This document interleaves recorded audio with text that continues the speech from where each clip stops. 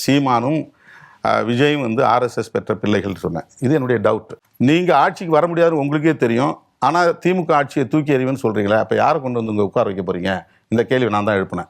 இப்போது இவருக்கு ஆதரவு தெரிவித்த பிறகு செக்ரட்டரியேட்டில் சந்திக்கும் போது நானும் முதலமைச்சர் 3 பேர் தான் உட்காந்துருக்கோம். அந்த இடத்துல நான் சொன்னேன், உங்கள் மேலே எனக்கு வந்து டவுட் இருந்துச்சு. நீங்கள் பிஜேபி எந்த இடத்துலையும் கிரிட்டிசைஸ் பண்ணலை, அதிமுகவை பெருசாக டார்கெட் பண்ணலை, திமுகவை மட்டும் எங்கள் கூட்டணியை மட்டும்தான் நீங்கள் வந்து விமர்சனம் பண்ணீங்க. அதனால் நான் அந்த கருத்தை சொன்னேன். ஆனால் நீங்கள் அதிமுக ஆதரவு தேடாமல் திமுக கூட்டணியில் கூடிய எங்கள் ஆதரவு வேணும்னு வெளிப்படையாக நீங்கள் கடிதம் எங்களுக்கு வெளிப்படையாக கடிதம் எழுதுனாங்க. அது நாங்கள் வெறுமனே நாங்களாக ஓடி போய் ஆதரவு தரல, கடிதம் எழுதினாங்க. நேரில் வந்து எல்லாத்தையுமே நேரில் பார்த்தாங்க. அப்போது அதை நான் சொன்னேன், நீங்கள் வெளிப்படையாக இந்த மாதிரி முடிவெடுத்த பிறகு எனக்கு வந்து அந்த டவுட் கிளியர் ஆயிடுச்சு. நீங்கள் வந்து உள்ளபடியே மதச்சார்பின் மீது உங்களுக்கு ஒரு நம்பிக்கை இருக்குது. காங்கிரஸோடு மட்டும் நீங்கள் பேசலை, இடதுசாரிகளையும் நீங்கள் சந்தித்து பேசுனீங்க, எங்களையும் நீங்கள் கடிதம் எழுதி கேட்டீங்க.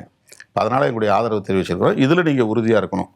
நாங்கள் அந்த நம்பிக்கையோடு தான் வந்திருக்கிறோம். இந்த விஷயத்தை நான் சொன்னேன். ரெண்டாவது இன்னொரு டவுட்டையும் நான் சொன்னேன், திமுக கூட்டணியை பலவீனப்படுத்துறதுங்கிறதுக்காக திமுக கூட்டணி கட்சிகளை எல்லாம் அந்த பக்கம் எடுக்கிறீங்களோ அப்படிங்கிற டவுட் எனக்கு வந்துச்சு.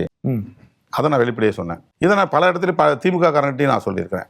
ஏன் எங்களை மட்டும் நம்ம இந்த கட்சிகளுக்கு மட்டும் கூப்பிட்றாங்க? ஒருவேளை தேர்தலுக்கு முன்னால் திமுக கூட்டணியை உடைக்க முடியல, இப்போ தேர்தலுக்கு பின்னாலேயாவது திமுக கூட்டணியை உடைக்கணுங்கிறது அவங்களுடைய நோக்கமாக இருக்குமோ? இதை ஃப்ராங்காக நாங்கள் பேசிட்டு நான் சொன்னேன், எதுவாக இருந்தாலும் இன்றைக்கி நாங்கள் உங்களுக்கு ஆதரவு தெரிவிச்சிட்டோம். நாங்கள் உங்கள் ஆட்சிக்கு கடைசி வரலும் உறுதியாக ஆதரவு தருவோம். அதில் எந்த டவுட்டும் உங்களுக்கு தேவையில்லை. நீங்கள் விரும்பினதுனால அந்த அமைச்சரை நாங்கள் சேர்றோம். இதுலேயும் நாங்கள் உங்களுக்கு துணையாக இருப்போம் நான் சொல்லியிருக்கேன்.